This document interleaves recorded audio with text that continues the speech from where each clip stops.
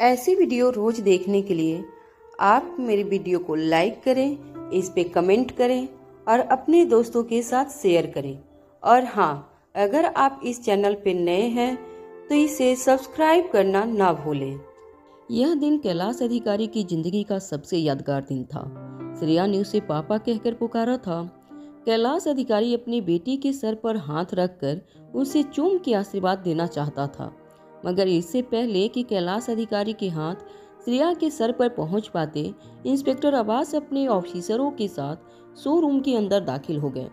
Inspector Abbas के gun Kailash अधिकारी की ओर पॉइंट करते हुए कहा, "you are under arrest." Kailash Adhikari अपनी जगह पर खड़े हुए, धीरे से अपने हाथ ऊपर किए और पीछे मुड़कर अपनी बेटी श्रेया को देखने लगे। कैलाश अधिकारी अपनी बेटी श्रेया की आंखों में आंखें डालकर देख नहीं पा रहे थे। उन्होंने अपनी गर्दन और नजरें दोनों झुका दी।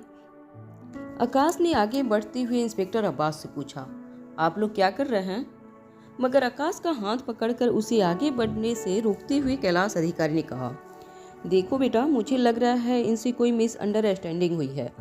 जल्दी मिसअंडरस्टैंडिंग दूर हो जाएगी। तुम चिंता मत करो। तुम श्रेया का ख्याल रखना।" इंस्पेक्टर अब्बास ने अपनी ऊंची आवाज करते हुए सख्ती से कैलाश अधिकारी से कहा, "चलो अब हमारे साथ।" कैलाश अधिकारी ने अपने दोनों हाथ नीचे करते हुए इंस्पेक्टर अब्बास से कहा, "यह कपड़े इस शोरूम के हैं। अगर आप इजाज़त दे दें तो मैं कपड़े बदल कर आता हूँ।" इंस्पेक्टर अब्बास को लग रहा था कि कैलाश अधिकारी की जरूर इसमें कोई चाल होगी। इंस्पेक्टर अब्बास कैलाश अधिकारी की ओर गन पॉइंट करके कुछ सोचने लगे। उसके बाद उन्होंने कैलाश अधिकारी से कहा, "ठीक है, आप उस चेंजिंग रूम के अंदर जाओ और जल्दी से कपड़े बदल कर हमारे साथ चलो।" इससे पहले कि कैलाश अधिकारी उस चेंजिंग रूम के अंदर जाता, कुछ ऑफिसर्स ने उस चेंजिंग रूम के अंदर जाकर पूरी तरह चेक कर लिया। इसके बाद इशारा करके इंस्पेक्टर अब्बास ने कैलाश अधिकारी को अंदर जाने के लिए कहा। श्रेया यह सब कुछ देखकर काफी हैरान हो गई थी। श्रेया यह सब कुछ नहीं जानती थी।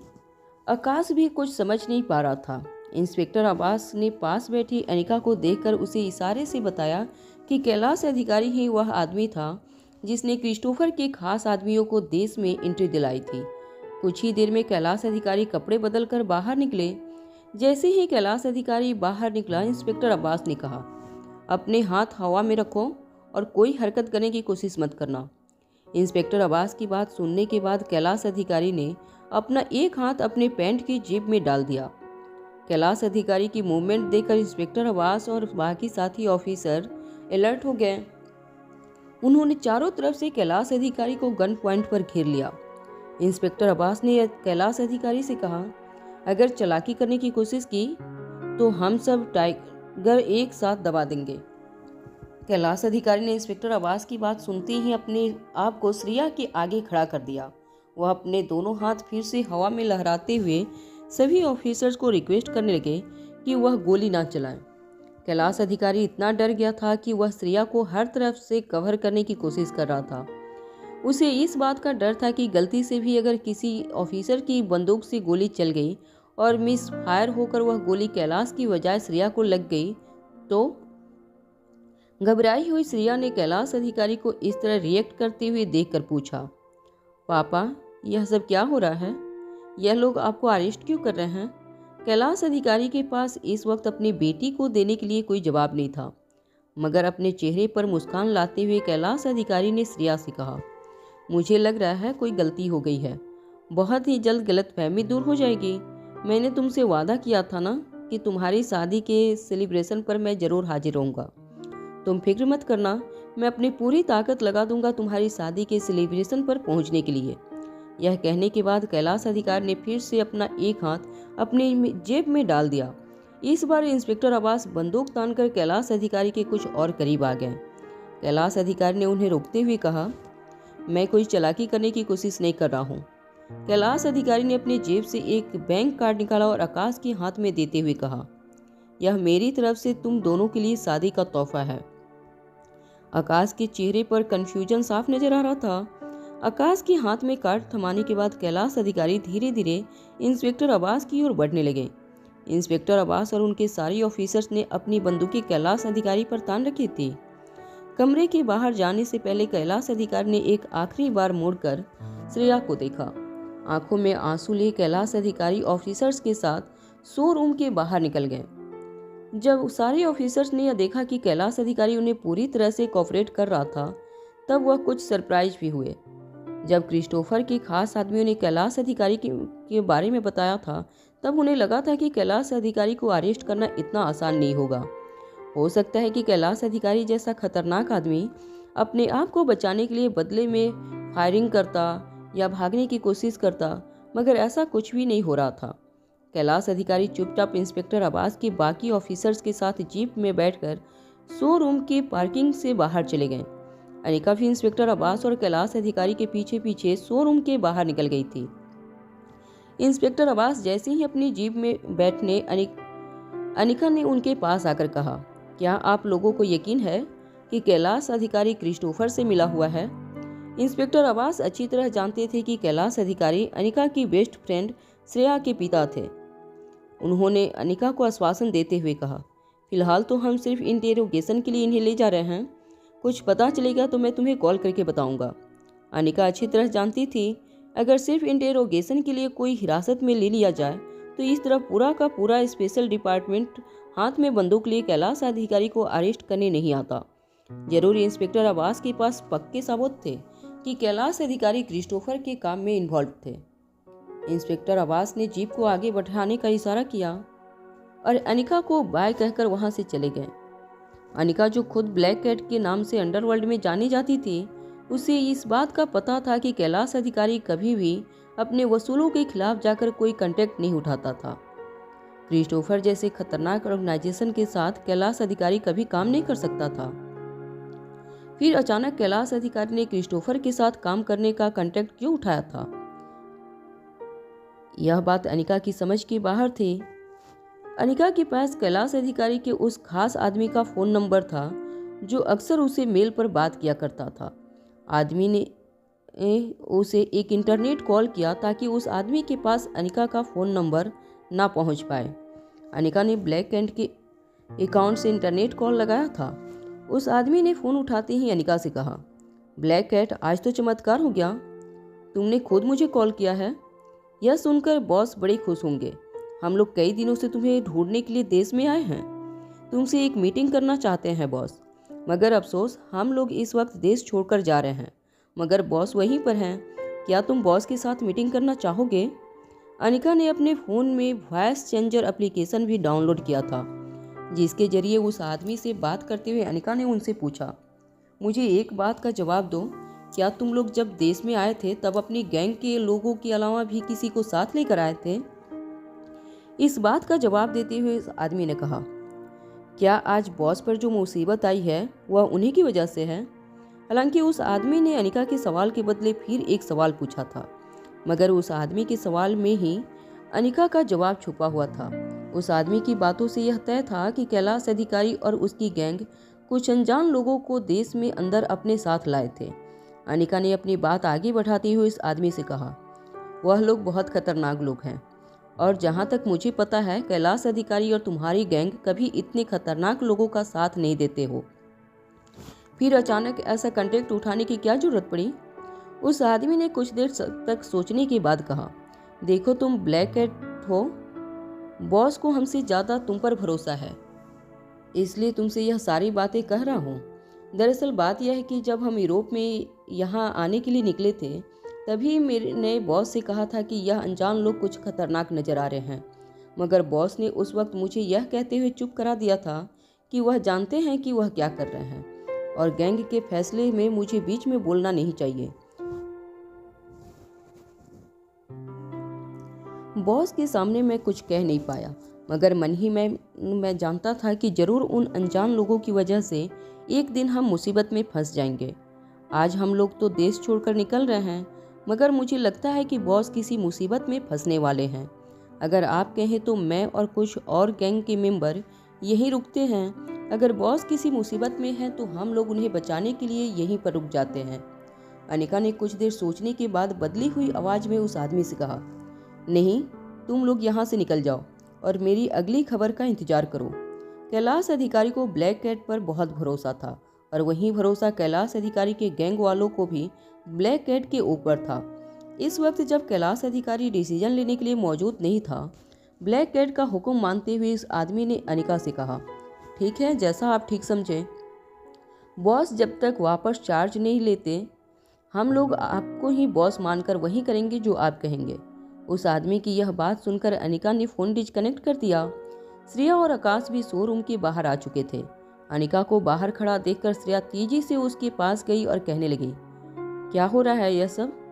अनिका, क्या तुम कुछ जानती हो? अगर तुम कुछ जानती हो तो प्लीज़ मुझे बताओ। वह लोग पापा को कहाँ ले गए हैं? अनिका ने अब तक स्पेशल डिपार्टमेंट से जुड़े होने की बात किसी से शेयर नहीं की थी। अनिका यह नहीं बताना चाहती थी कि वह इंस्पेक्टर अब्बास को पहले से जानती है और कैलाश अधिकारी को क्यों गिरफ्तार किया गया था। अनिका ने बात बनाते हुए श्रेया से कहा, मैंने उनसे वही पूछने की कोशिश की मगर उन्होंने कुछ ठीक ठाक जवाब नहीं दिया। तुम दोनों एक काम करो, इस वक्त घर चले जाओ। तुम्हें शादी के सेलिब्रेशन की काफ़ी तैयारियां करनी है। आई एम श्योर कोई मिसअंडरस्टैंडिंग हुई होगी। इस बात का जवाब देते हुए श्रेया ने आकाश और अनिका की ओर देखते हुए कहा, मैं कोई छोटी बच्ची नहीं हूँ। आकाश ने मुझे बताया कि पापा की फॉरेन कंट्री में किसी कंपनी के सीईओ हैं।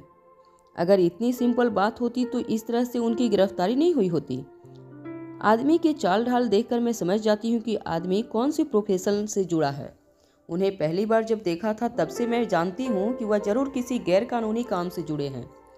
श्रेया के मन में कैलाश अधिकारी के लिए गुस्सा बढ़ने लगा था। सालों बाद जब पहली बार श्रेया को बाप का प्यार मिला था, मगर अगले ही पल उससे वह प्यार छीन लिया गया था। सालों पहले भी कैलाश अधिकारी उसे अकेला छोड़कर भाग गया था और आज फिर श्रेया के साथ कैलाश अधिकारी ने वही किया था। श्रेया गुस्से में आकाश को लेकर कार के अंदर बैठ गई और वहां से चली गई। श्रेया और आकाश के जाने के बाद अनिका टैक्सी पकड़कर सीधे स्पेशल डिपार्टमेंट के हेड ऑफिस चली गई। जैसे ही वह इंटरोगेशन रूम के पास पहुंची, इंस्पेक्टर अब्बास रूम के बाहर निकल रहे थे। अनिका को देखते हुए इंस्पेक्टर अब्बास ने कहा, उन्होंने कन्फेस कर लिया है। अनिका अभी भी यकीन नहीं कर पा रही थी कि कैलाश अधिकारी क्रिस्टोफर के साथ जुड़ा हुआ था। अनिका इंटरोगेशन रूम के अंदर चली गई। कैलाश अधिकारी उसी चेयर पर बैठा था जिस पर एक दिन पहले आशीष डोगरा बैठा था। अनिका को देखते ही कैलाश अधिकारी चौंक गया। उसने शर्मिंदा होकर अपनी नजरें झुका ली।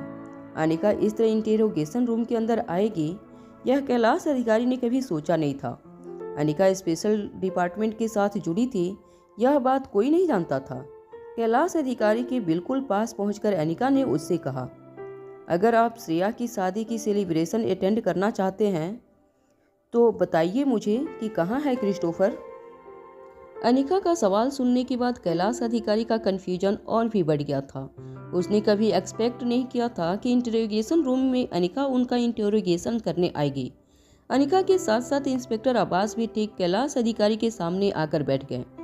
कैलाश अधिकारी हैरान जरूर थे, मगर वह जानते थे कि इस वक्त अनिका के पूछे गए सवाल का जवाब उन्हें देना होगा। कैलाश अधिकारी ने फिर से अपनी नजरें झुकाते हुए अनिका से कहा, अगर मैं कहूं कि मैं नहीं जानता कि क्रिस्टोफर इस वक्त कहाँ है तो क्या तुम मुझ पर विश्वास करोगी? अनिका अच्छी तरह जानती थी कि कैलाश अधिकारी जैसा शातिर और चालाक आदमी जो कई सालों से इस बिजनेस में था, वह इतनी जल्दी उसे कुछ बताने वाला नहीं था। इसलिए कैलाश अधिकारी की इमोशनल साइड इस्तेमाल करते हुए अनिका ने कहा, परसों श्रेया और आकाश की शादी का सेलिब्रेशन है। अगर आप श्रेया के साथ इस खुशी के पल में मौजूद रहना चाहते हैं तो हमारे साथ कोऑपरेट कीजिए। कैलाश अधिकारी इस बात पर मुस्कुराने लगे। कैलाश अधिकारी ने अनिका से कहा, काश तुम्हारी इस इमोशनल ब्लैकमेल में फंसकर भी मैं तुम्हारी बात का जवाब दे पाता, मगर हकीकत यह है कि मैं लाचार हूँ। मैं सब कुछ नहीं जानता क्रिस्टोफर के बारे में। मुझे कॉन्ट्रैक्ट दिया गया था कि मैं कुछ लोगों को अपने साथ इंडिया ले जाऊं। मैंने गलत डॉक्यूमेंट बनवाए, यह मेरा जुर्म है। मैं उन्हें अपनी गैंग के साथ लेकर यहाँ आया और उसके बाद क्रिस्टोफर और मेरे रास्ते बिल्कुल अलग हो गए। इसके बाद मैंने ना कभी उन्हें कांटेक्ट करने की कोशिश की और ना ही उसने मुझे कभी कांटेक्ट किया। जहाँ तक सवाल है उसके भागने का, तो मैं सचमुच नहीं जानता कि वह कब, कहाँ और कैसे इस देश से फरार हो चुका है, या हुआ भी है या नहीं, मैं कुछ नहीं जानता। मेरी बात का यकीन करो। अनिका और इंस्पेक्टर अब्बास कैलाश अधिकारी की इस बात पर पूरी तरह से यकीन नहीं कर सकते थे। अनिका ने कुछ सोचने के बाद कैलाश अधिकारी से कहा, मगर जहाँ तक मैं जानती हूँ कि आपकी ऑर्गेनाइजेशन क्रिस्टोफर जैसी खतरनाक ऑर्गेनाइजेशन के साथ काम नहीं करते, फिर अचानक इस तरह का कॉन्ट्रैक्ट उठाने की क्या जरूरत थी? हर सवाल के बाद कैलाश अधिकारी की हैरानी बढ़ती जा रही थी। वह समझ नहीं पा रहे थे कि आखिर अनिका के पास कैलाश अधिकारी और उसके ऑर्गेनाइजेशन की इतनी सारी डिटेल्स कैसे मौजूद थी। अनिका की बात का जवाब देते हुए कैलाश अधिकारी ने कहा, हर ऑर्गेनाइजेशन सिर्फ एक ही मकसद से काम करता है। मैं भी अपनी ऑर्गेनाइजेशन का लीडर होने के नाते अपनी ऑर्गेनाइजेशन की फंडिंग के लिए यह सारे काम करता हूँ। हमें प्रोफेशनल फीस मिलती है। कॉन्ट्रैक्ट लेने के बाद उसे पूरा करना हमारी ऑर्गेनाइजेशन का मकसद बन जाता है। जैसे आम कंपनी फंक्शन करती है, बिल्कुल उसी तरह अंडरवर्ल्ड भी कॉन्ट्रैक्ट लेने के बाद उसे पूरा करता है। हाँ, सभी ऑर्गेनाइजेशन के तौर तरीके अलग अलग हो सकते हैं, मगर नियम सिर्फ एक, अगर कॉन्ट्रैक्ट लिया है तो उसे पूरा करना होगा, किसी भी हालत में, किसी भी कीमत पर। कैलाश अधिकारी की इस बात को पकड़ते हुए इंस्पेक्टर अब्बास ने कहा, कीमत ही तो ठीक नहीं लग रही है मुझे। मेरे शक की सबसे पहली वजह तो यही है कि इस काम की जो कीमत तुम्हें मिली है वह बहुत कम है। कैलाश अधिकारी फिर इंस्पेक्टर अब्बास की बात पर हैरान हो गए। उन्होंने इंस्पेक्टर अब्बास से पूछा, और आप यह कैसे कर सकते हैं? इंस्पेक्टर अब्बास ने कुछ डॉक्यूमेंट कैलाश अधिकारी के सामने टेबल पर रखे और कहा, यह देखिए, हमारी सीक्रेट एजेंसी ने आपकी यूरोपियन बैंक के साथ बात करके आपके पिछले ट्रांजैक्शन निकलवाए हैं।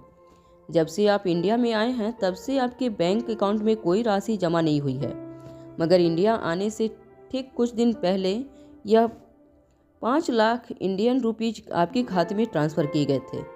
फर्जी डॉक्यूमेंट बनाकर कुछ घुसपैठियों को हमारे देश के अंदर लाना और उसके बदले में इतनी कम कीमत लेना आप जैसी बड़ी ऑर्गेनाइजेशन के मालिक को शोभा नहीं देता। क्योंकि पिछले 3 साल से आपके बैंक रिकॉर्ड देखे जाएं तो आपने जितने भी कॉन्ट्रैक्ट उठाए हैं, कोई कॉन्ट्रैक्ट इंडियन करेंसी की वैल्यू में 50 करोड़ के नीचे का नहीं है। फिर अचानक इतना छोटा कॉन्ट्रैक्ट उठाने की क्या जरूरत पड़ी? कैलाश अधिकारी इंस्पेक्टर की इंफॉर्मेशन नेटवर्किंग की को देखकर हैरान हो गए थे, मगर वह भी इस खेल में काफ़ी पुराने खिलाड़ी थे। अधिकारी ने अपनी पीठ सीधी करते हुए कहा, देखिए, मैं आपकी छानबीन की दाद देता हूँ, मगर पैसा छोटा हो या बड़ा, हमें अपनी कंपनी चलाने के लिए बिजनेस तो करना ही होता है। आखिर एक बिजनेस की वजह से ही दूसरा बिजनेस मिलता है। मेरे जितने भी पैसे हैं, चाहे वह लीगल हो या इनलीगल, आपके देश की बैंक में नहीं है। और मैं अच्छी तरह जानता हूं कि चाहे आपने मेरे बैंक अकाउंट की इन्फॉर्मेशन मेरे बैंक से निकलवाई हो, मगर किसी भी कीमत पर बैंक आपको मेरे अकाउंट को चलाने की या मेरे क्लाइंट्स तक पहुंचने की परमिशन नहीं देगा।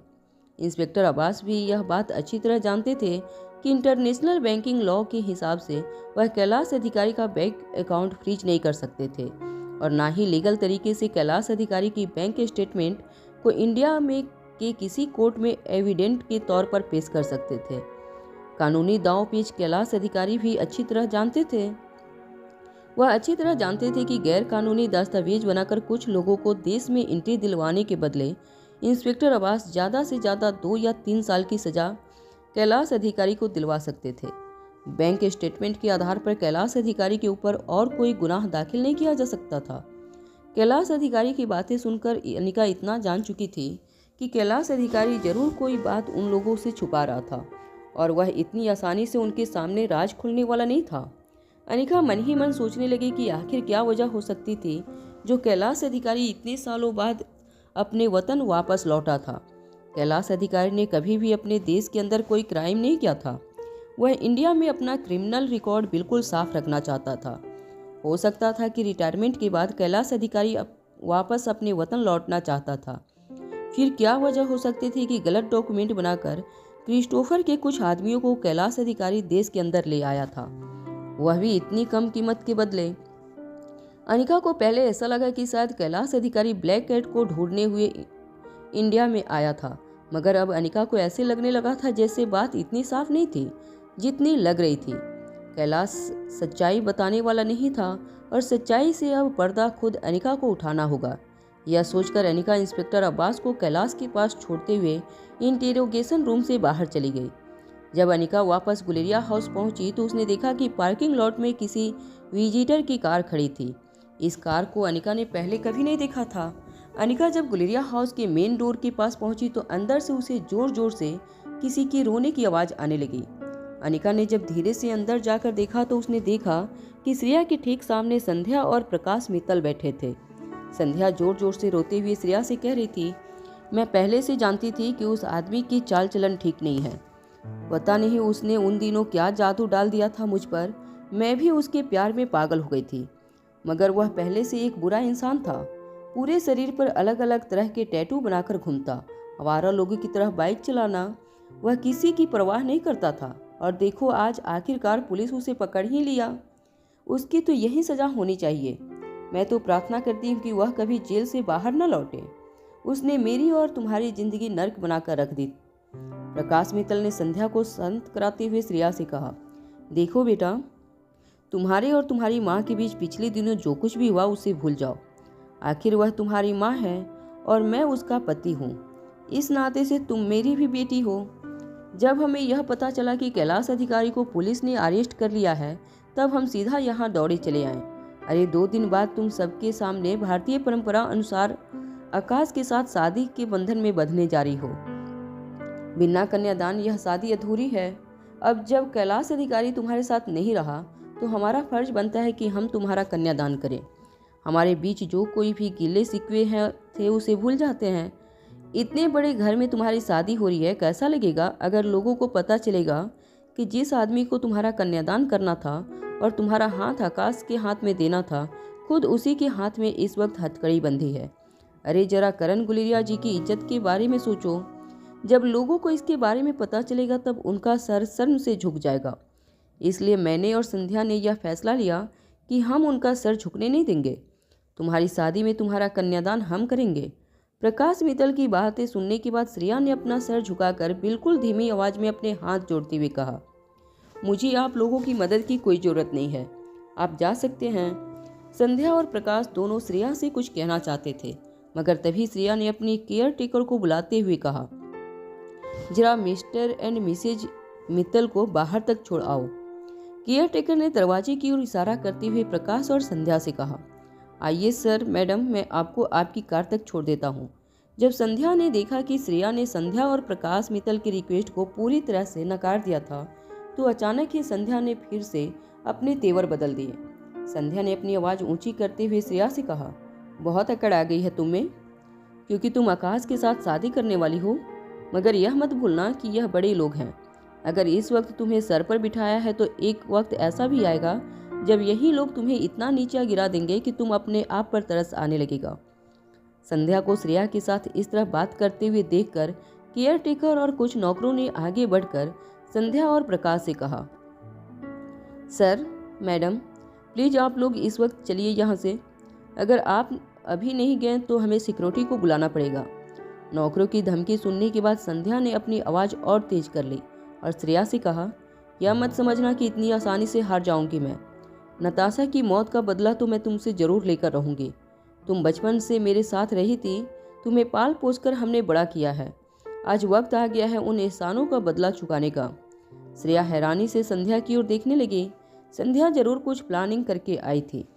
संध्या ने अपनी बात आगे बढ़ाती हुई श्रेया से कहा, एक बहुत बड़ा रियल एस्टेट प्रॉपर्टी का प्रोजेक्ट शुरू होने जा रहा है, जिसमें आकाश गुलेरिया वर्मा कंस्ट्रक्शन के साथ हाथ मिलाकर एक बड़ी बिजनेस डील करने वाले हैं। बात दरअसल यह है कि वर्मा ग्रुप ऑफ कंपनीज से हमने 300 करोड़ रुपए लिए हैं। जानती हो उसके बदले में हमने उन्हें क्या वादा किया था? श्रेया ध्यान से संध्या की बात सुन रही थी। संध्या ने अपनी बात आगे बढ़ाते हुए कहा, जब तुम हमारे साथ रहा करती थी तब मैंने कई पेपर्स पर तुम्हारे सिग्नेचर ले रखे थे, क्योंकि मैं जानती थी कि एक दिन तुम अपना असली रूप दिखाओगी और जायदाद में अपना हिस्सा मांगकर नताशा को परेशान करोगी। इसलिए कई स्टाम्प पेपर पर मैंने तुम्हारे दस्तखत संभाल के रखे थे। नताशा तो सब कुछ छोड़कर चली गई, मगर वो स्टाम्प पेपर हमें अब जाकर काम आया। वह कर्जा मैंने नहीं बल्कि तुमने लिया है वर्मा ग्रुप ऑफ कंस्ट्रक्शन से, और अब वह लोग उन पैसों की वसूली तुमसे करेंगे, क्योंकि जिस स्टाम्प पेपर पर हमने उधार लिया है उस पर तुम्हारे सिग्नेचर हैं, गुलेरिया परिवार की होने वाली बहू के सिग्नेचर। अगर तुम अपने कन्यादान का अधिकार हमें नहीं दे सकती तो हमें भी अपने अधिकार तुमसे छीनना आता है। मेरे प्यारे से दामाद को यह सारी बातें बता देना। शादी का क्या बढ़िया तोहफा रहेगा, 300 करोड़ रुपए। प्रकाश ने संध्या की बात नकारते हुए कहा, अरे नहीं नहीं, यह क्या कर रही हो तुम? 300 करोड़ रुपए तो उन्होंने हमें दिए हैं, उसके बदले में वह बिजनेसमैन कुछ तो एक्सेप्ट करेगा ना। अब तक यह रकम बढ़कर शायद 500 करोड़ भी हो गई हो। कोई बात नहीं, अब हमारा इन सब से क्या मतलब, हमें कन्यादान करने का मौका नहीं मिल रहा है तो हम भी क्यों इस लड़की के लिए सिंपैथी रखें। श्रेया प्रकाश और संध्या से कुछ कहना चाहती थी, मगर वह दोनों मुड़कर गुलेरिया हाउस से बाहर निकलने लगे। जैसे ही संध्या दरवाजे के बाहर निकली, वह सीधे अनिका से टकराई। अनिका को दरवाजे पर खड़ा हुआ देखकर संध्या चौंक गई। अनिका से टकराते ही संध्या का फोन उसके हाथ से नीचे गिर गया। अनिका ने संध्या का फोन उठाकर जब फिर से उसके हाथ में दिया, तब संध्या ने अनिका का चेहरा देखा। अनिका को देखते ही नताशा के मरने की सारी यादें संध्या के अंदर ताजा होने लगी। अपना फोन लेने के बाद संध्या प्रकाश के साथ अपनी कार में बैठकर वहां से चली गई। संध्या के जाते ही अनिका ने अपने कानों से एक छोटा सा ब्लूटूथ डिवाइस डाला। जब अनिका ने संध्या का फोन उठाया था, तब चुपके से अनिका ने एक चिप उसके फोन के साथ अटैच कर दी थी, जिससे अब अनिका प्रकाश और संध्या के बीच होने वाली सारी बातें सुन सकती थी। अनिका जानना चाहती थी कि अचानक संध्या और प्रकाश मित्तल श्रेया को ऐसे साजिश का शिकार क्यों बनाना चाहते थे। अनिका यह बात अच्छी तरह जानती थी कि नताशा के लिए संध्या एक अच्छी माँ थी, मगर यह कैसे हो सकता था कि एक माँ का दिल अपनी दो बेटियों के लिए इतना अलग हो। एक बेटी से इतना प्यार और दूसरी से इतनी नफरत कैसे कर सकती थी संध्या। अनिका ने कार में बैठे संध्या और प्रकाश की बात सुनने की कोशिश की, मगर ऐसा लग रहा था जैसे कार में बैठने के बाद दोनों बिल्कुल शांत हो गए थे। दोनों एक दूसरे के साथ कोई बात नहीं कर रहे थे। जब अनिका गुलेरिया हाउस के अंदर दाखिल हुई, तब श्रेया काफ़ी उदास सोफे पर बैठी हुई थी। श्रेया का चेहरा देखकर काफ़ी उदास और उतरा हुआ लग रहा था।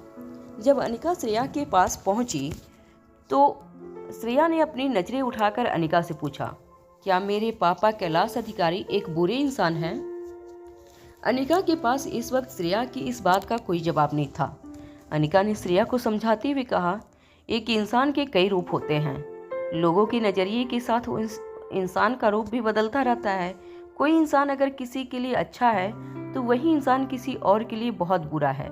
यह कहना बहुत मुश्किल है कि कोई इंसान अच्छा है या बुरा।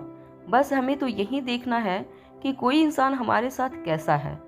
श्रेया जानती थी कि अनिका का जवाब उसके लिए काफ़ी नहीं था, मगर वो यह भी अच्छी तरह जानती थी कि इस वक्त अनिका भी शायद सच्चाई से काफ़ी दूर थी। आखिर श्रेया उस बात से भी अनजान थी कि अनिका अब स्पेशल डिपार्टमेंट की एक ऑफिसर थी, जो खुद कैलाश अधिकारी के केस की छानबीन कर रही थी। जब अनिका और श्रेया लिविंग रूम में बैठे थे, तब एक नौकर अपने हाथ में एक फ़ोन लेकर आया और अनिका से कहने लगा, मैडम, पुश्तैनी हवेली से सरला चाची का फ़ोन है, वह श्रेया मैडम से बात करना चाहती हैं। नौकर की बात सुनते ही अनिका ने फ़ोन अपने हाथ में ले लिया और नौकर को वापस जाने का इशारा किया। जैसे ही अनिका ने फ़ोन पर हेलो कहा, सरला चाची ने सीधे अटैक करते हुए कहा, तुम्हारी वजह से हमारे पूरे खानदान की इज्जत मिट्टी में मिल जाएगी। तुम एक अंडरवर्ल्ड डॉन की बेटी हो और हम हमारे खानदान के लड़के की शादी एक डॉन की बेटी के साथ नहीं कर सकते। हालांकि मैं यह बात जानती हूँ कि तुमने और आकाश ने पहले ही शादी कर ली है, मगर हम सब यह फैसला है कि तुम्हें अभी इसी वक्त आकाश को डिवोर्स देना होगा।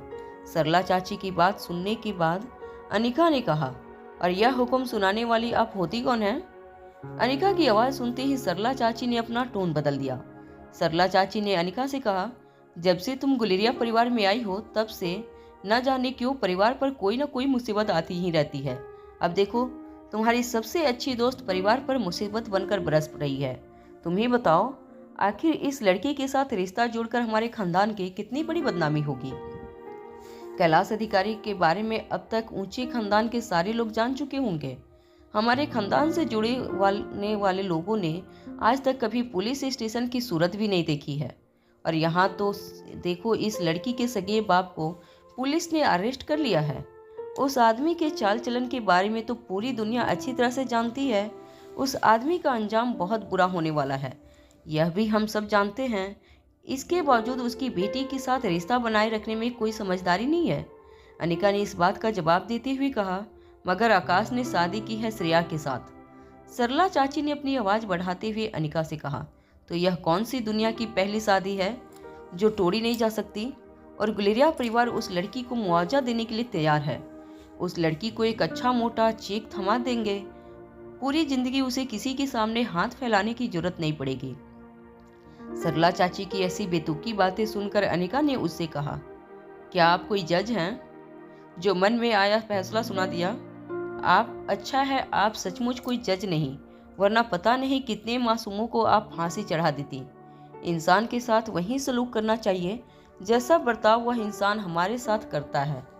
इससे पहले कि अनिका फोन डिस्कनेक्ट करने की कोशिश करती, सरला चाची ने अपनी आवाज ऊंची करते हुए कहा, इन सब बातों से लोगों का मुंह नहीं बंद किया जा सकता। परिवार की जो इज्जत उछल रही है उसका दर्द तुम नहीं समझोगी, मगर यहाँ पुश्तैनी हवेली में गुलेरिया परिवार के बड़े बुजुर्ग काफी दुखी हैं। इन सब बातों को सुनकर तुम जानती हो यह सारी बातें कौन फैला रहा है? खुद श्रेया की माँ संध्या। इससे पहले कि उस श्रेया की वजह से खानदान का शर्म से और ज्यादा झुके, उसे निकाल बाहर करो गुलेरिया हाउस से। अनिका सरला चाची की एक और बात नहीं सुनना चाहती थी, इसलिए अनिका ने फोन डिस्कनेक्ट कर दिया। श्रेया जानती थी कि जरूर पुश्तैनी हवेली से किसी ने कॉल करके अनिका को श्रेया के पापा की गिरफ्तारी के बारे में बताया होगा, मगर वह जानती थी कि अनिका पूरी बात कभी उससे शेयर नहीं करेगी। अनिका ऐसी कोई बात श्रेया को नहीं बताती थी जिससे श्रेया को दुख पहुंचे। श्रेया ने फिर एक बार दबी हुई आवाज में अनिका से कहा, क्या मेरी वजह से सचमुच इस घर पर बहुत बड़ी मुसीबत आने वाली है? इससे पहले कि अनिका श्रेया को शांत करने के लिए कुछ कहते, उसे अचानक अपने कानों में रखे ब्लूटूथ डिवाइस में संध्या और प्रकाश की आवाज़ सुनाई देने लगी। प्रकाश संध्या से कह रहा था, तुम कब तक इस लड़की के पीछे पड़ी रहोगे? तुम उसे छोड़ क्यों नहीं देती? क्यों बार बार गड़े मुर्दे उखाड़ने की कोशिश कर रही हो? भूल क्यों नहीं जाती कि सालों पहले क्या हुआ था? प्रकाश मित्तल की इस बात पर बौखलाते हुए संध्या ने कहा, मैं नहीं भूल सकती, क्योंकि वह दर्द मैंने सहा था। जो कुछ भी हुआ था मेरे साथ हुआ था, जिसका तुमसे कोई लेना देना नहीं। इसलिए तुम तो बड़े ही आराम से कहते हो कि 25 साल पहले हुई बातों को भूल जाओ, मगर आज भी जब मुझे वह किस्सा याद आता है ऐसा लगता है कि कल ही की बात है। संध्या की बात सुनने के बाद प्रकाश मित्तल ने धीमी आवाज में उससे समझाते हुए कहा, मैंने तुमसे कितनी बार कहा है कि उस बात को अपने मुंह से मत निकालो। जो राज हमने सालों पहले हमारे दिल में दफन करके रखा है, अगर किसी दिन गुलेरिया परिवार को पता चल गया तो तुम्हें पता है कितनी बड़ी आफत आ सकती है। प्रकाश मित्तल की इस बात का जवाब देते हुए संध्या ने कहा, तुम तो हो ही डरपोक, मगर मैं तुम्हारी तरह डर के नहीं रहने वाली। और फिर हमारी कार में कौन है जो हमारी बातें सुन लेगा? अगर बीती बातों को सोचकर मैं तुम्हें इतना डर लगता है तो मुझे शर्म आती है। मैं इतने सालों से तुम जैसे इंसान के साथ हूँ। संध्या और प्रकाश कार के अंदर बैठकर जो भी आर्गुमेंट कर रहे थे वह सारी बातें अनिका के कान में रखे डिवाइस के जरिए अनिका को सुनाई दे रही थी। प्रकाश और संध्या ने आगे जो भी बातें कही वह सारी बातें सुनकर अनिका को गहरा सदमा लगा। वह सोच भी नहीं सकती थी कि आज के जमाने में संध्या जैसी औरतें भी रहती थीं, जिन्हें इंसान नहीं बल्कि राक्षस माना जा सकता था। अनिका को कई दिनों से शक था कि संध्या श्रेया की बायोलॉजिकल मां नहीं है, मगर आज वह वक्त आ गया था कि वह इस बात से पर्दा उठाए।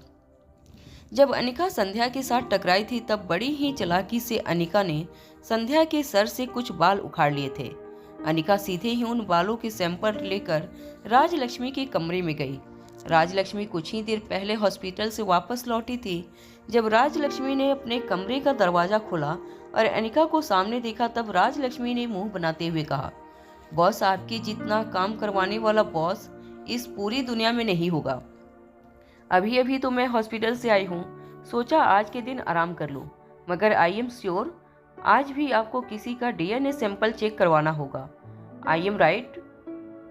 राजलक्ष्मी जब से दिल्ली आई थी तब से गुलेरिया हाउस में उसके लिए एक कमरा रिजर्व किया हुआ था। राजलक्ष्मी कई दिनों से हॉस्पिटल में मयूर गुलेरिया और बूढ़े बाबा का इलाज करने में बिजी थी। आज कई दिनों बाद वह गुलेरिया हाउस आई थी थोड़ा आराम करने, मगर जैसे ही उसकी आंख लगी उसकी बॉस यानी कि डॉक्टर अमृता ने दरवाजा खटखटाकर उसे जगा दिया था। अनिका राजलक्ष्मी की सिचुएशन अच्छी तरह समझ पा रही थी, मगर इस वक्त उसके लिए ज़्यादा जरूरी यह जानना था कि आखिर श्रेया की जिंदगी से जुड़ा सबसे बड़ा राज क्या था।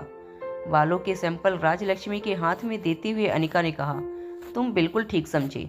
राजलक्ष्मी ने उन बालों के सैंपल को एक प्लास्टिक की जिप लॉक वाले बैग में रखते हुए अनिका से पूछा, इस बार किसका डीएनए सैंपल चेक करना है? कौन किसका बाप है या कौन किसकी बेटी है? कौन किसकी माँ है, कौन किसका बेटा है?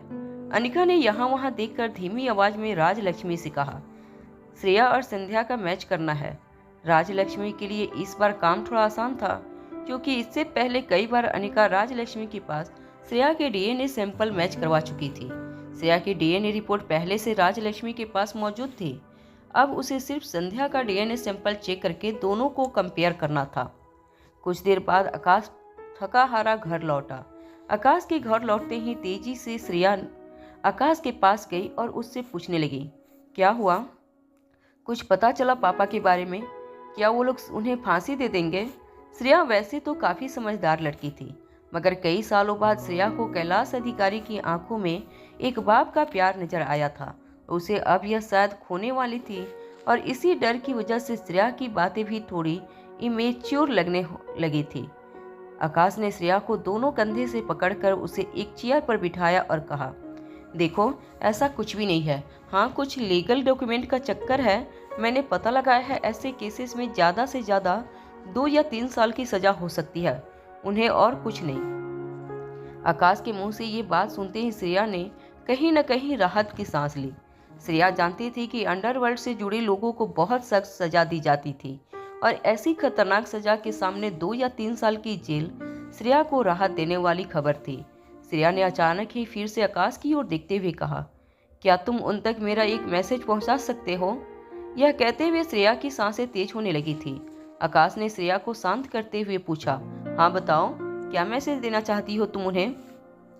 श्रेया ने कुछ देर सोचने के बाद आकाश से कहा, उनसे कहना कि उन्होंने गलत काम करके जितने भी पैसे कमाए हैं वह सारे पैसे सरकार को लौटा दे, और अगर उन्हें इस बात की चिंता है कि बुढ़ापे में उनका क्या होगा तो उनसे कहना कि मैं उन्हें बुढ़ापे में संभाल लूंगी, उन्हें सहारा दूंगी, मगर मेहरबानी करके वह यह काम करना छोड़ दे। श्रेया की बातों में जो इमोशंस थे वह सुनकर आकाश ने श्रेया को अपनी बाहों में भर लिया। तभी हॉल में नंदिनी और सिद्धार्थ गुलेरिया दाखिल हुए। तभी आकाश की नज़र घड़ी पर पड़ी। डिनर का वक्त हो गया था। नंदिनी और सिद्धार्थ दोनों अपनी अपनी चेयर पर बैठे। वह दोनों पहले से कैलाश अधिकारी के अरेस्ट के बारे में जान चुके थे, इसलिए रोज की तरह आज वो लोग हंसी मजाक नहीं कर रहे थे। नंदिनी के चेहरे पर परेशानी साफ नजर आ रही थी, मगर सिद्धार्थ गुलेरिया रोज की तरह सभी को देखकर मुस्कुरा रहा था। अनिका का ध्यान नंदिनी पर पड़ा। अनिका समझ गई थी कि जरूर कोई सीरियस बात थी जो नंदिनी के मन में चल रही थी, मगर नंदिनी चुपचाप अपना सर झुकाए खाना खाने लगी। कुछ देर बाद आकाश ने धीमी आवाज में श्रेया से कहा, आज जब मैं उनके बारे में पूछताछ कर रहा था तब मुझ तक तुम्हारे पापा का एक मैसेज पहुंचाना। यह बात सुनते ही श्रेया हैरान होकर आकाश की ओर देखने लगी। श्रेया यह जानना चाहती थी कि आखिर कैलाश अधिकारी ने श्रेया के लिए क्या मैसेज भेजा था। वहीं अनिका हैरान थी कि आखिर स्पेशल डिपार्टमेंट की कस्टडी में होने के बावजूद आकाश को कैलाश अधिकारी का मैसेज कैसे मिल पाया था। इसका मतलब साफ था कि इंस्पेक्टर अब्बास का स्पेशल डिपार्टमेंट भी आकाश गुलेरिया जैसे पॉलिटिकल स्ट्रॉन्ग और पावरफुल लोगों की पहुंच से बाहर नहीं था। मगर इस वक्त अनिका के दिमाग में राजलक्ष्मी को दी हुई डीएनए की जांच और संध्या ने कार में प्रकाश मित्तल से कही हुई बातें चल रही थी, इसलिए उसने आकाश की बातों पर ज्यादा ध्यान नहीं दिया। वहां आकाश ने श्रेया को बताया कि कैलाश अधिकारी ने उसके लिए मैसेज छोड़ा था कि चाहे कुछ भी हो जाए, शादी की सेलिब्रेशन उसी दिन की जाए जिस दिन प्लान की गई थी। इस बात पर नाराज होते हुए श्रेया ने आकाश से कहा, यह मैसेज दिया था तुम्हें पापा ने? उन्हें ऐसा क्यों लग रहा है कि उनके अरेस्ट होने की वजह से हम हमारी जिंदगी का इतना बड़ा दिन कैंसिल कर देंगे? अनिका जानती थी कि श्रेया के मुंह से भले ही जो शब्द निकल रहे थे वह बहुत कड़वे थे, मगर मन ही मन श्रेया को इस बात का अफसोस जरूर हो रहा था कि शायद 2 दिन बाद के सेलिब्रेशन में कैलाश अधिकारी श्रेया का कन्यादान करने के लिए हाजिर नहीं होंगे। वह टेबल पर बैठी नंदिनी सब कुछ चुपचाप सुन रही थी। अनिका ने पहले ही नोटिस किया था कि नंदिनी काफी परेशान नजर आ रही थी, मगर वह किसी से कुछ कह नहीं रही थी। आखिरकार नंदिनी के सब्र का बांध टूट गया। नंदिनी ने आकाश की ओर देखकर कहा, चाहे कुछ भी हो जाए, 2 दिन बाद सबके सामने तुम दोनों का शादी कर लेना बहुत जरूरी है। आकाश और श्रेया हैरानी से नंदिनी की ओर देखने लगे। तभी सिद्धार्थ गुलेरिया ने नंदिनी का एक हाथ पकड़कर धीमी आवाज में उससे कहा, अरे तुमसे किसने कह दिया कि सेलिब्रेशन कैंसिल होने वाला है? हमने सारी तैयारियां कर ली है, ढेर सारी शॉपिंग भी तो कर ली है तुमने, फिर अचानक ही ये क्यों कह रही हो?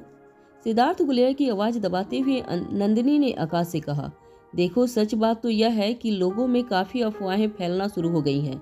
यहाँ तक कि मेरे परिवार के लोगों ने भी मुझे फोन करके तरह तरह की बातें कही हैं। उन लोगों का कहना है कि जिस बेटी का बाप इतना बड़ा मुजरिम हो, क्या उसके साथ रिश्ता जोड़ना ठीक रहेगा? लोग तो यहाँ तक कह रहे हैं कि 25 साल पहले श्रेया की माँ संध्या पर कैलाश अधिकारी ने रेप किया था, जिसकी वजह से श्रेया का जन्म हुआ है। लोग तरह तरह की बातें कर रहे हैं। मुझसे यह सब बर्दाश्त नहीं हो रहा है। हो सकता है कि परसों जब तुम लोग सबके सामने एक दूसरे को अपना लो और तुम श्रेया के गले में मंगलसूत्र बांध दो, उसके बाद इनका मुंह बंद हो जाए। सिद्धार्थ ने इस बात पर मुस्कुराते हुए सबसे कहा, अरे यह देखो, यह पगली कैसी बातें लेकर बैठ गई है। अरे लोगों का क्या है? लोगों का तो काम ही है कहना। आज यह कह रहे हैं तो कल कुछ और कहेंगे। हमें लोगों की बात पर ध्यान नहीं देना चाहिए। अरे इतनी प्यारी सी भाभी हमारे घर पर आ रही हैं, तुम्हें इतनी प्यारी देवरानी मिल रही हैं, तुम्हें इसी में खुश होना चाहिए। लोगों की बातों पर तुम बिल्कुल ध्यान मत दो। और वैसे भी तुम्हारे मायके में आधे से ज्यादा लोग तो बिना सोचे समझे कुछ भी बोलते रहते हैं। सिद्धार्थ गुलेरिया की इस बात पर नंदिनी ने गुस्से से सिद्धार्थ की ओर देखा।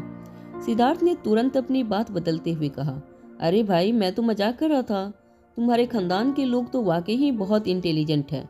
कुछ देर टेबल पर बैठकर शादी की सारी प्लानिंग डिस्कस करने के बाद सभी लोग अपने अपने कमरे में चले गए। अनिका भी धीरे धीरे अपने बेडरूम की ओर आगे बढ़ने लगी। अनिका के मन में बार बार एक ही सवाल चल रहा था, आखिर कौन थी संध्या और क्या रिश्ता था संध्या का श्रेया के साथ? संध्या ने कार के अंदर प्रकाश मित्तल के साथ जो भी बातें की थी, उन बातों ने अनिका को काफी परेशान कर दिया था। अनिका अब किसी भी तरह 25 साल पहले का वो राज जानना चाहती थी जो संध्या और प्रकाश अपने दिल में दबाए बैठे थे। अपने बेडरूम में जाने के बाद अनिका तेजी से अपने लैपटॉप में कुछ टाइप करने लगी। अनिका का फोकस पूरी तरह से अपने लैपटॉप स्क्रीन पर था। अनिका गवर्नमेंट के एक सिस्टम में घुसकर कैलाश अधिकारी के पहले रिकॉर्ड देखना चाहती थी। ब्योमा के गुलेरिया ग्रुप ऑफ इंडस्ट्रीज के सिस्टम पर साइबर अटैक के बाद अनिका हैकिंग के बारे में काफी कुछ जान चुकी थी। यह कहा जा सकता था अब अनिका दुनिया में भी सबसे तेज हैकर बन चुकी थी। अनिका को इस तरह ध्यान लगाकर कंप्यूटर स्क्रीन पर देखते हुए आर्यन और रिया ने नोटिस किया। वैसे तो इस वक्त रोज अनिका या तो गहरी नींद में सो जाती थी और या फिर डॉक्टर वांगापटू की दी हुई किताबों में अपना सर डालकर घंटों पढ़ती रहती थी, मगर आज बच्चे यह नहीं समझ पा रहे थे कि अनिका इतने ध्यान से कंप्यूटर स्क्रीन पर क्या देख रही थी। तभी आर्यन और रिया ने रोहित को कॉल लगाया। जैसे ही रोहित ने फोन उठाया, नन्ही सी रिया ने रोहित को दबी हुई आवाज में कहा, आप क्या कर रहे हैं? मुझे लगता है मम्मा कंप्यूटर पर किसी और के साथ चैटिंग कर रही है। आपको कुछ करना होगा, वरना हम चारों का एक छत के नीचे रह पाना सपना ही रह जाएगा और मम्मा आपके हाथ से निकल जाएंगे। अपनी बेटे की बातें सुनकर मुस्कुराते हुए रोहित ने कहा, तुम फिक्र मत करो और अपने डैड पर भरोसा रखो। मैं इस वक्त मम्मा का ही काम कर रहा हूँ। रोहित की यह बात सुनते ही रिया के चेहरे पर स्माइल आ गई। रिया दौड़ते हुए अनिका के पास आई और अपने हाथ का फोन अनिका की ओर करते हुए रिया ने कहा, मम्मा डैड आपसे बात करना चाहते हैं, वह आप ही का काम कर रहे हैं। हैरान अनिका ने रिया के हाथ से फोन लिया और अपने कानों पर लगा लिया। अनिका की नजरें लैपटॉप स्क्रीन पर जमी हुई थी। अनिका ने रोहित से पूछा, क्या काम कर रहे हैं आप मेरा? रिया की बात सुनकर अनिका हैरान रह गई थी। रोहित ने अनिका से कहा, मैंने आपके साइबर सिक्योरिटी एक्सपर्ट से कहकर कैलाश अधिकारी के बारे में जानने की कोशिश की है, मगर मुझे ऐसा लग रहा है कि वह किसी गवर्नमेंट साइट पर कैलाश अधिकारी के बारे में कोई ज्यादा इन्फॉर्मेशन है नहीं। रोहित की बात अनिका भी अच्छी तरह समझ पा रही थी, क्योंकि अभी अभी अनिका ने भी उसी साइट को हैक किया था जिस साइट को रोहित के साइबर सिक्योरिटी एक्सपर्ट ने हैक किया था।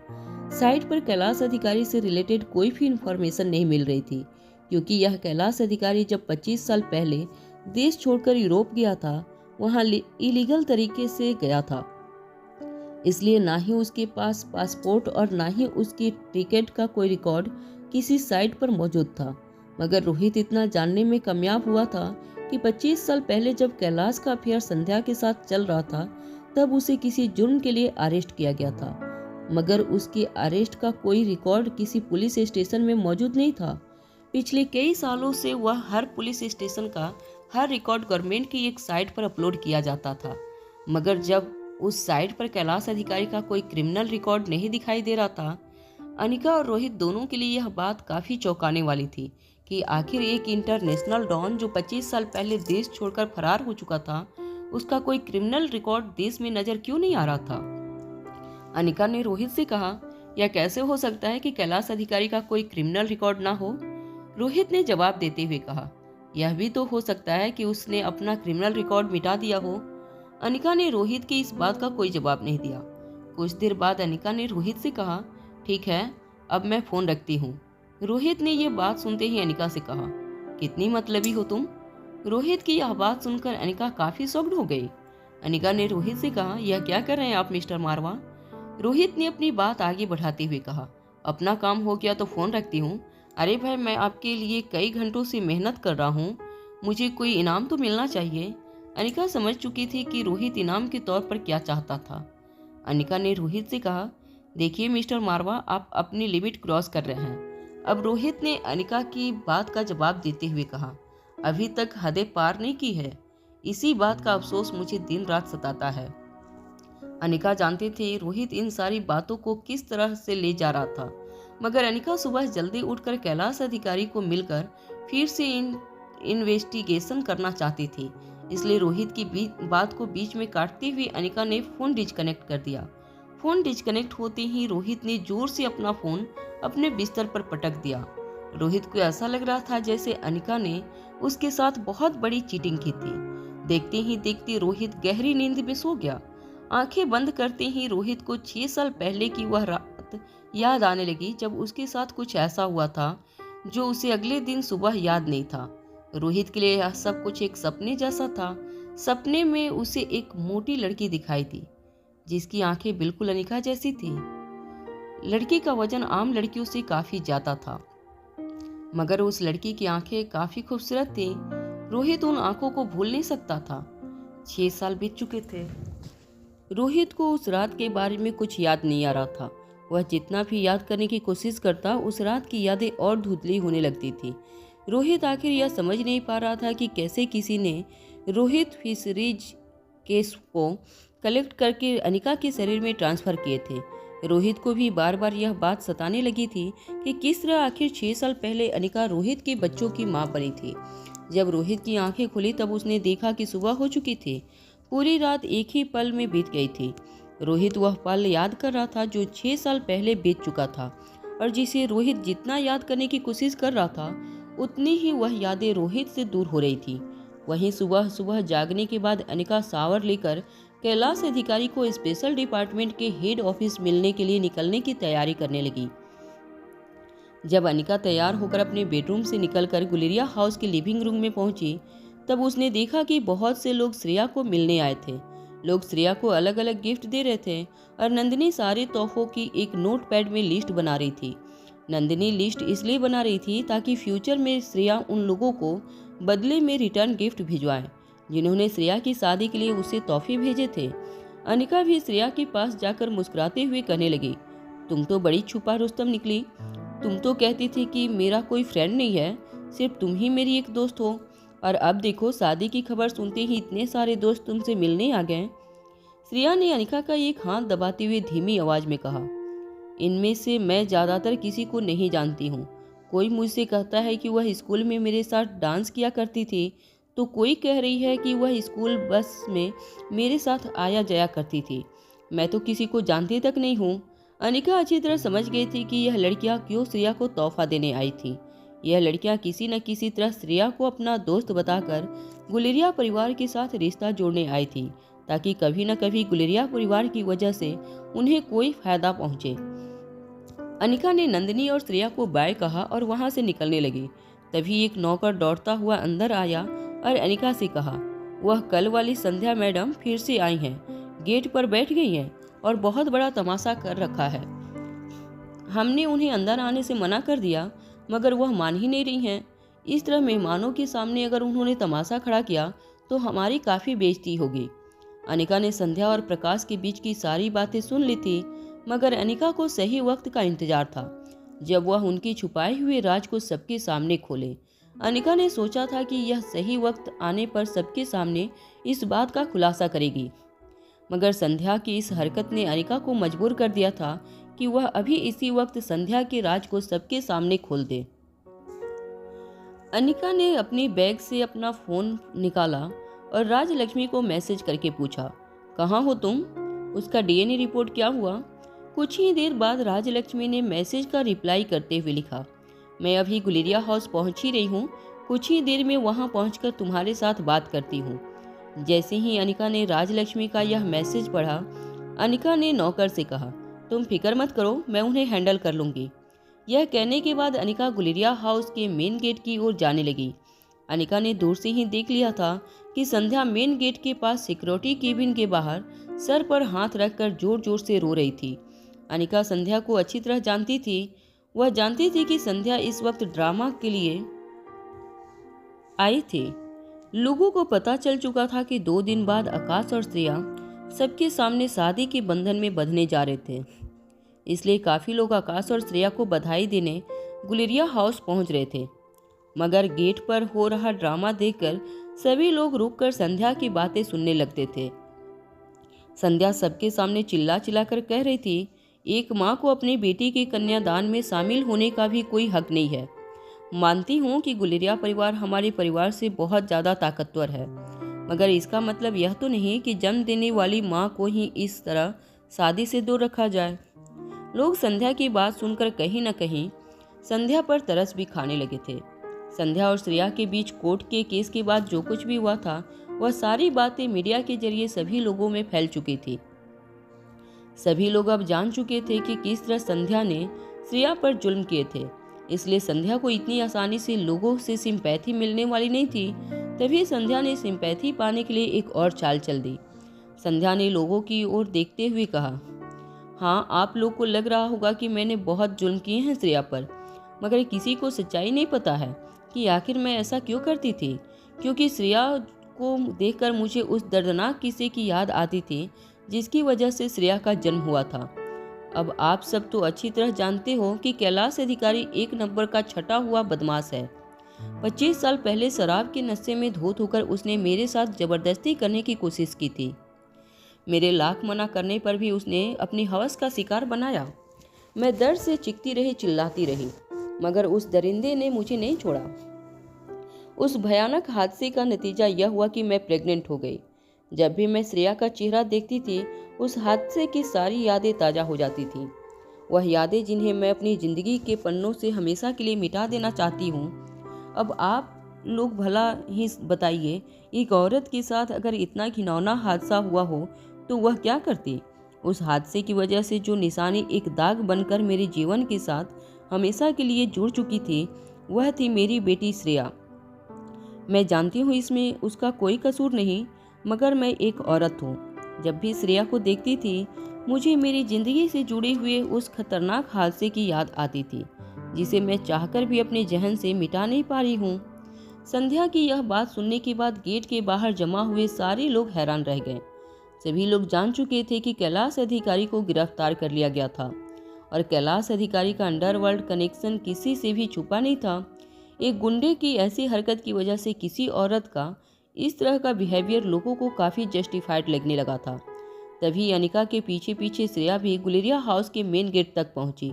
श्रेया को देखते ही संध्या और भी जोर से चिल्लाती हुई कहने लगी, मेरी बेटी, मुझे माफ़ कर दो कि मैंने तुम पर इतने जुल्म किए, मगर यह मत भूलो कि मैंने तुम्हारी जन्म देने वाली माँ हूँ। मुझसे इतना बड़ा हक मत छीनो। देखो, तुम्हारे साथ मैंने जो कुछ भी किया उसका बदला कुदरत मुझसे ले चुकी है। मैं जिस बेटी से प्यार करती थी, वह बेटी हमेशा के लिए मुझसे छीन चुकी है। अब बस मेरे लिए तुम ही इकलौती औलाद हो अगर तुमने भी अपने कन्यादान का हक मुझसे छीन लिया तो मेरी आत्मा मरने के बाद भी भटकती रहेगी।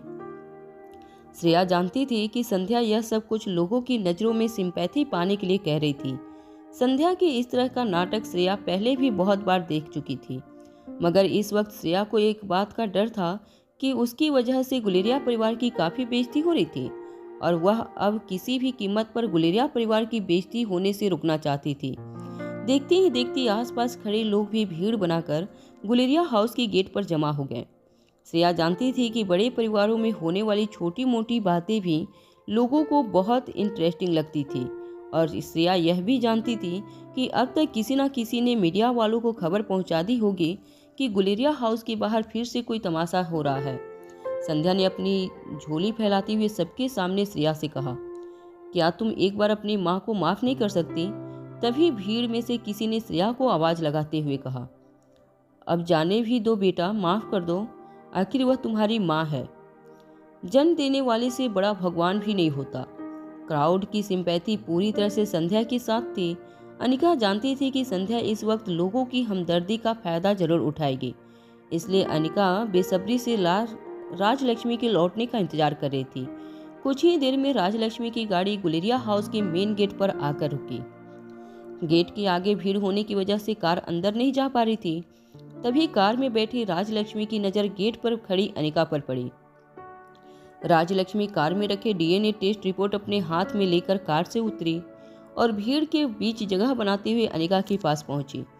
राजलक्ष्मी को देखते ही अनिका ने राजलक्ष्मी के हाथों से सारे रिपोर्ट ले लिए। अनिका जल्दी से एक कोने में जाकर डीएनए टेस्ट रिजल्ट स्टडी करने लगी। कुछ देर तक सब कुछ अच्छी तरह पढ़ने के बाद अनिका ने अपने दोनों होठ दबा लिए और सारी टेस्ट रिपोर्ट फिर से अपने पर्स में रख लिए।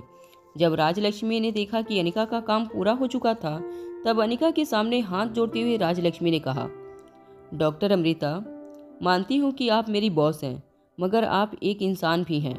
आपके लिए काम करने वाली इस नाचीज पर जरा तो रहम कीजिए। क्या सोचकर मैं घर आई थी कि कुछ देर के लिए आराम कर लूँगी, मगर आराम तो लगता है मेरे नसीब में है ही नहीं।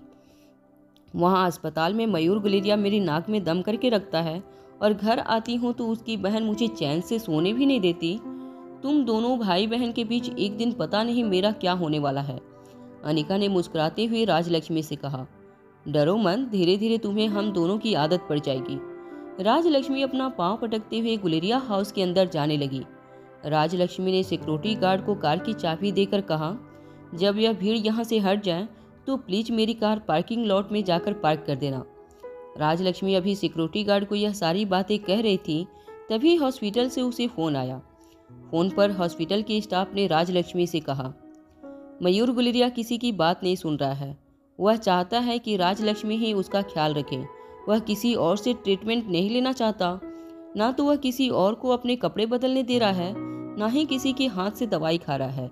यह सारी बात सुनने के बाद राजलक्ष्मी ने फ़ोन डिस्कनेक्ट किया और सिक्योरिटी गार्ड के हाथ से फिर से कार की चाबी तेज कदमों से अपनी कार की ओर जाने लगी।